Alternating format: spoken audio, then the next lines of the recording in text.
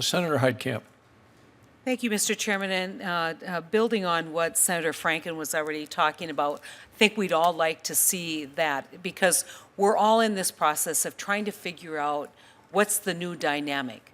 Where have we failed so spectacularly when you look at the numbers in terms of growth and opportunity, in terms of pride and respect and responsibility and reflection. And I think several of us on this committee, including Senator Franken and myself, have come to believe that in order to restore or to really begin to grow, we need to do a little more of that reflection. We need to be responsible for the reflection. And language is a big building block, a big foundational part in understanding who people are as they try and either put back their life or grow a different life than maybe what they've seen around themselves. And so I want to reflect on language programs really two ways. Number one, quality and sustainability. I think we heard, and I think Senator Franken gave me a quick look when you said only 10 teachers in the BIA system today are in fact certified. And so we find that to be less than appropriate, less than responsible behavior. But yet we have this conflict with language programs where we don't necessarily want to make that certification a barrier to developing that building block of restoration of language and building back of culture.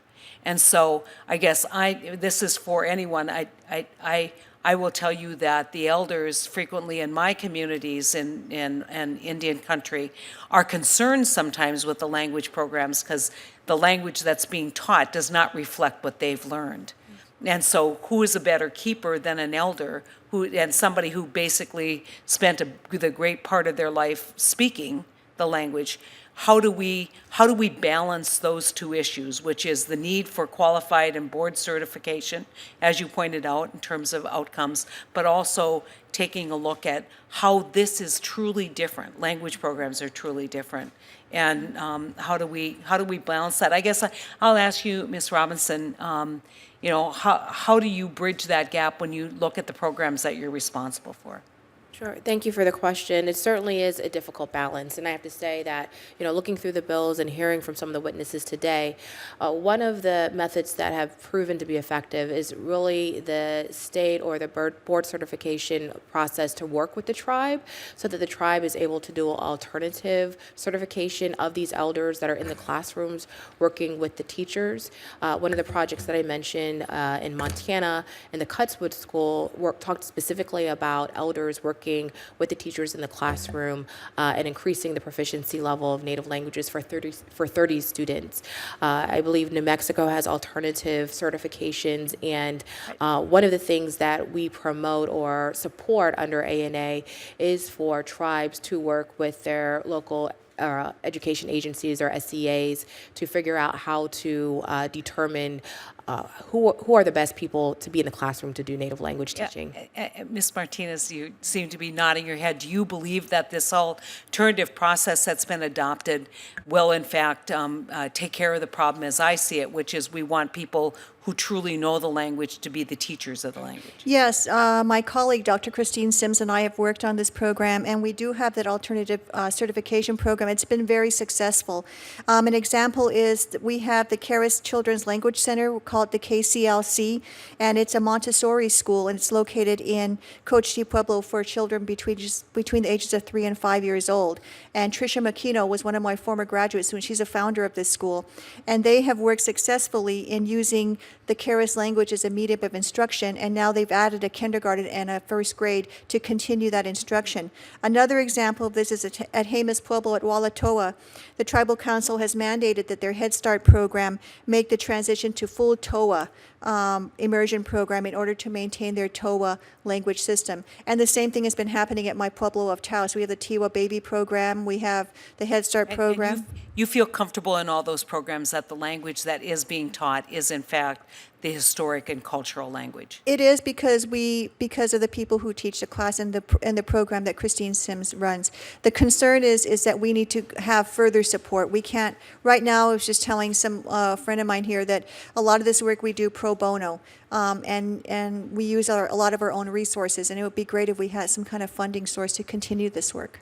Mr. Chairman, can I be indulgent? Yes, with please do. Just additional question, and that's sustainability. Yes. Obviously, there aren't enough resources to cover all the programs that want to have these resources, and I think that a number of you have suggested extensions or looking at a longer period of time. I think we have to turn around and say, what additional stress does that put on additional tribal entities that would like to see access to these programs who won't get access if we extend the time period? And so, Ms. Robinson, how do you respond to the concern about sustainability of these programs, and how can we extend these resources? So we share the same concerns about sustainability. I have to say, it breaks our heart when we hear that we funded an Esther Martinez program at Acoma that was doing well, but once the project period was over, that they were no longer able to continue the program in operation. 5 years, while it will make a difference, we realize that there's still a lot to do. A&A unfortunately is not designed to do long-term sustainable types of programs, but more so short-term projects. I think that the NEST is one way to really begin taking a look at how we can incorporate more, again, long-term sustainable programming, looking at Department of Ed, looking at Interior, and the projects that they have and how they're supporting and promoting native languages. I think A&A is there to help with the teacher certifications, with the curriculum development, to do a lot of the supplemental and additional activities that need to be done. But really, we are not the, I think, proper source to do the long-term sustainability. Well, What we do want to do... I think that's right, but I think that the question is, when do we see a program at that level where it then can launch independently, or it can launch into BIE programming or into public school programming? And so that's my concern, is Sure. that we've picked an arbitrary number, and it may not be enough to prove the fact that we want these programs to be sustainable and that we can achieve different outcomes if they are. So what I am excited about is that this year we're going to be doing a different competition, or an additional competition, that is taking a look at the continuum of education across the community. And so what we're hoping will come as a result, or as an outcome, is that there will be long-term sustainable educational programming in the native languages, starting at the early childhood level, going through K through 12, and through higher education. And it's 5 years initially. It's a demonstration project, and so it'll be a cohort. We'll be providing extensive and intensive and focused training and technical assistance. We'll be treating these grants as cooperative agreements, so we'll be working with them regularly. We'll be convening them regularly to help develop what data should be collected, what the rigorous evaluation will look like, how we will measure success, how to standardize procedures that seem to be working, and how to really build the evidence base.